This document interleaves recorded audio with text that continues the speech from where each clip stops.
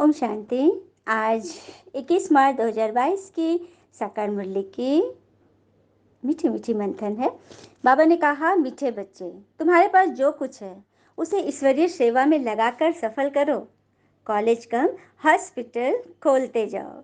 भगवान कह रहे तुम्हारे पास जो कुछ है, तो जो कुछ से मतलब हमारे पास मन है, तन है, धन है, संबंध संपर्क है, हाँ, विचार है, संकल्प, जो कुछ भी है, इन आंखों से जो कुछ भी दिखाई दे रहा है, भगवान कह रहे हैं कि वो सब मेरी सेवा में सफल करो। सफल करने का मतलब ये नहीं कि सब कुछ उठाकर दान दे दो। सफल करने का अर्थ है वो चीज़ जो मुझे सदा शक्ति दे, जो मुझे सदा खुशी दे, क्योंकि भगवान तो निराकार है। उनको हमसे स्थूल रूप में कुछ नहीं चाहिए। स्थूल मतलब कुछ धन नहीं चाहिए, कुछ कपड़े नहीं चाहिए, भोजन नहीं चाहिए। वो तो निराकार है। वो ऐसा इसलिए कह रहे हैं क्योंकि हमारा भाग्य बनाने के लिए कहते हैं। हम भक्ति में भी है ना, दे दान तो छूटे ग्रहण। तो वहाँ तो स्थूल दान देते हैं, चावल, आलू, हल्दी, नमक, जो भी। हाँ, ग्रहण लगता है तो सब दान देते हैं ना, सब परिवार के सभी सदस्य उसको टच करते हैं और सबके नाम से ब्राह्मण को दान दिया जाता है कि ग्रहण छूटेगा। तो ये तो एक स्थूल रूप से हो गई। लेकिन सूक्ष्म क्या दान भगवान हमसे मांग रहे हैं? हमारे विकार, हमारी कमी कमजोरियाँ, हमारे जो ऑप्शन हम रखे रहते हैं बहुत सारे। चलिए इस पर एक कथा सुनते हैं। एक बार एक व्यक्ति बड़ा दुखी था, बहुत दुखी था। तो उसको पता चला एक संत है, बहुत नामी ग्रामी, वो हर समस्या का निदान बता देते हैं। तो वहाँ गया, तो संत ने पूछा, क्या बात है तुम्हें? तो बोला, मेरे पास बहुत समस्या है, कोई मुझे नहीं समझता, सारे मेरे बारे में उल्टा सीधा बोलते हैं, मैं बहुत दुखी हूँ। तो संत ने कहा कि अच्छा चलो, देखो ये घड़ा देख रहे हो? ये घड़ा है तुम्हारा मन, और ये जो पत्थर पड़े हैं ना, इसमें डालो। तो वो घड़े में पूरा पत्थर डालने लगा, सारा घड़ा भर गया।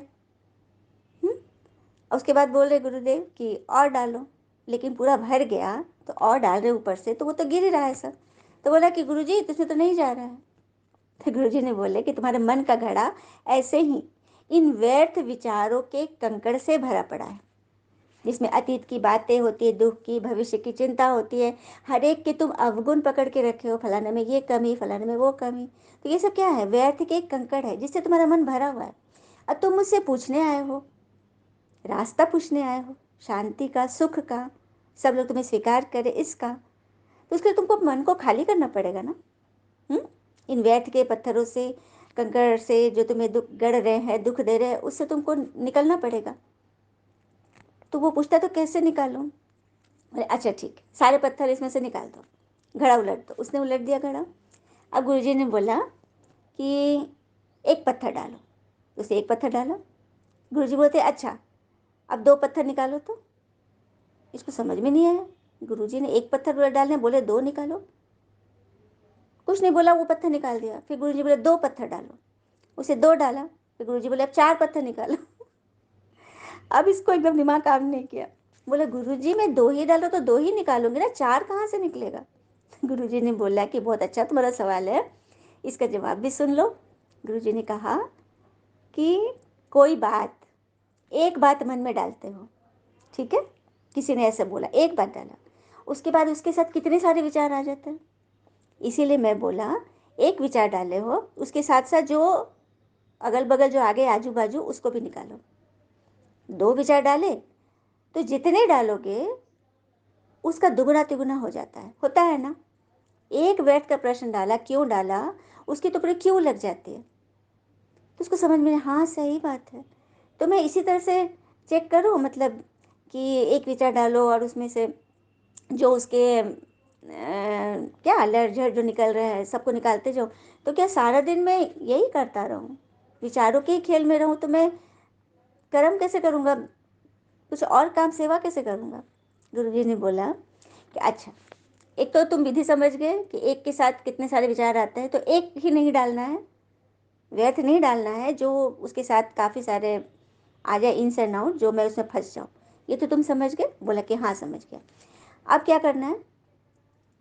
बहुत सारे बड़े बड़े पत्थर भी थे, और वो गुरुजी को पता था कि वो एक शिल्पकार भी था। मूर्तियाँ बनाता था, बहुत अच्छा। गुरुजी ने बोला कि जाओ उन पत्थरों में से देखो, लेकर आओ जिसे तुम मूर्ति बनाओगे, चुनो उसको।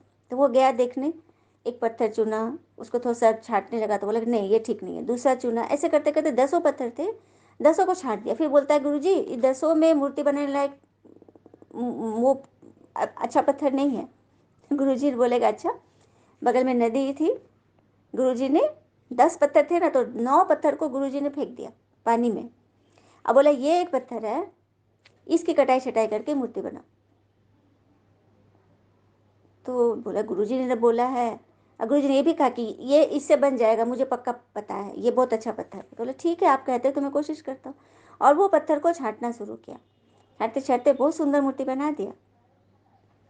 तो गुरुदेव ने बोला देखा, तुम पहले क्यों नहीं बना पाए? क्योंकि तुम्हारे पास बहुत सारे ऑप्शन तुमने खुले छोड़े थे, 10 पत्थर में से तुम उसे भटक के रह गए, इसलिए तुम नहीं कर पाए।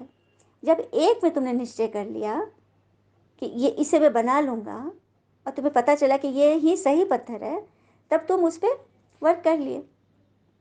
तो देखा कितनी अच्छी रीति से गुरुजी ने सिखाया कि जब हमारे पास कोई ऑप्शन नहीं होता है ना, तो हम उसी को अच्छा बनाने में रह जाते हैं। और विचार वाला भी हम समझ गए, मन के भरे हुए कंकड़ पत्थर के व्यर्थ सामग्री से भी अपने को छुटकारा देना है ना।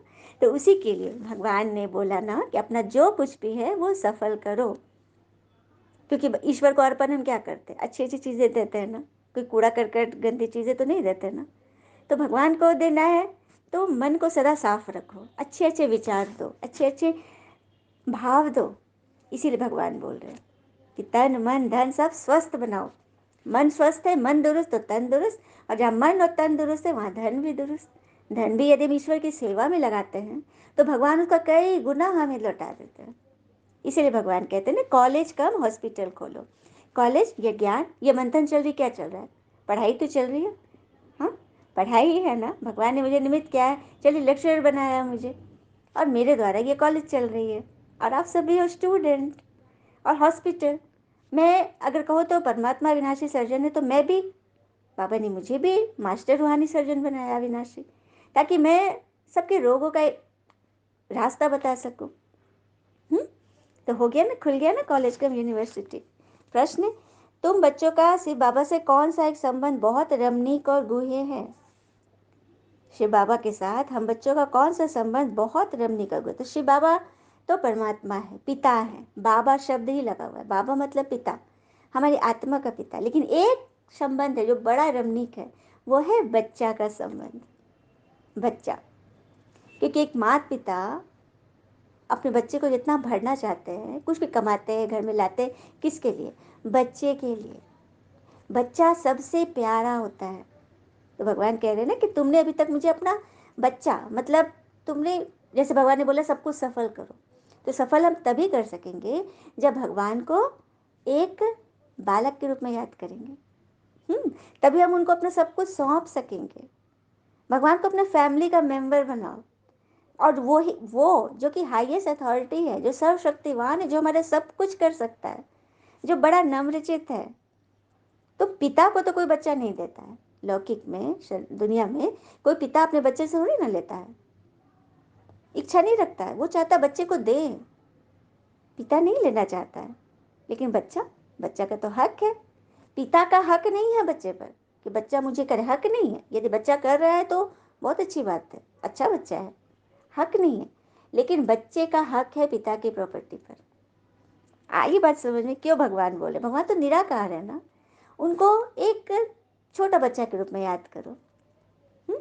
सब कुछ समर्पित कर दो, मन वचन कर्म, अच्छी अच्छी चीज़ें भगवान को दो। हुँ?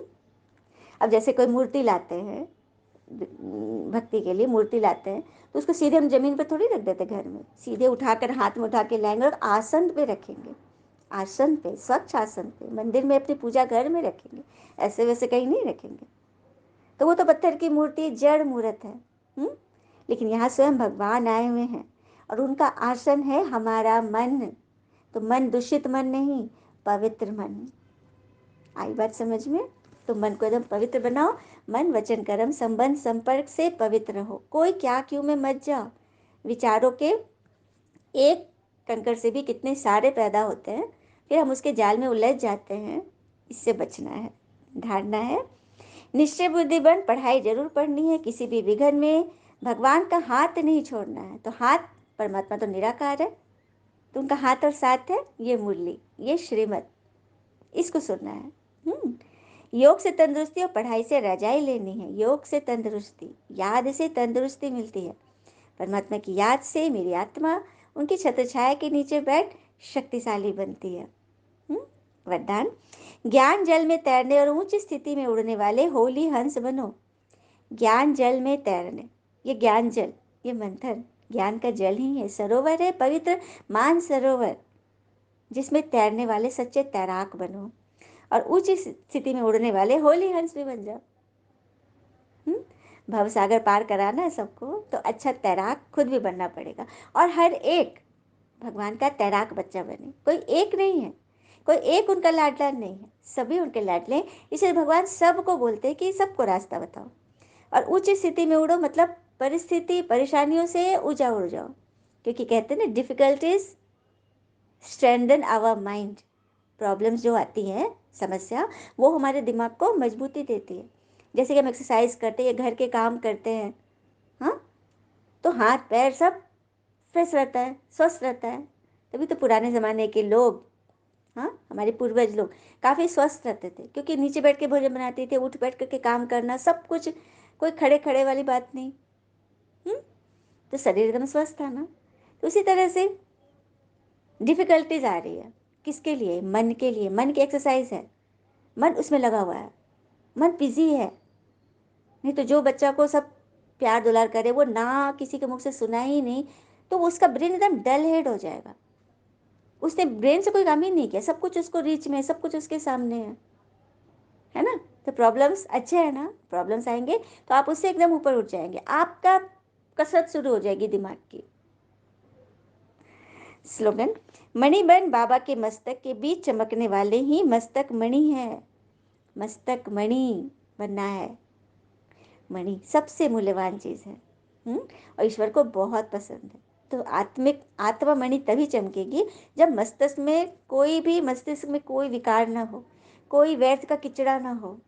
तन मन धन से हम एकदम स्वस्थ हैं, प्रसन्न हैं, तभी हमारे मस्तक में मणि चमकेगी, और वो हर एक को इनविजिबल होते हुए भी विजिबल आपकी दृष्टि से दिखेगी, आपके कर्मों से दिखेगी, आपके बोल से दिखेगी, आपका व्यवहार। और कई आत्मा कहते भी कि आप मानवीयता से, मानवीय धर्म से ऊपर उठ गए हो। ये तो बहुत बड़ी कम्प्लीमेंट है, इसके लिए भगवान का बहुत बहुत शुक्रिया। ओम शांति। शुक्र है मीठे बाबा। और कहते हैं ना, भगवान से कुछ भी मांगना नहीं है, अगर मांगना ही है तो सद्बुद्धि मांगिए, बाकी सब अपने आप मिल जाएगा। और एक चीज़ और है, कोई डॉक्टर इंजीनियर बनने के लिए तो होड़ लगी हुई है, आज प्रोफेसर बनने के लिए, बैरिस्टर बनने के लिए तो होड़ लगी है, लेकिन इंसानियत, इंसान बनने के लिए कोई भीड़ नहीं है वहाँ। और यहाँ तो और भी भीड़ नहीं है बाबा के बच्चों में, क्योंकि यहाँ तो इंसान से भी ऊपर क्वालिटी, देवता बनना है। लेकिन यदि सुनेंगे भी तो कम से कम इंसान तो बन ही जाएंगे ना, अच्छे वाले। ओम शांति। शुक्र है मीठे बाबा, वो बाबा के प्यारे प्यारे बच्चे। All is well that ends well. ओम शांति।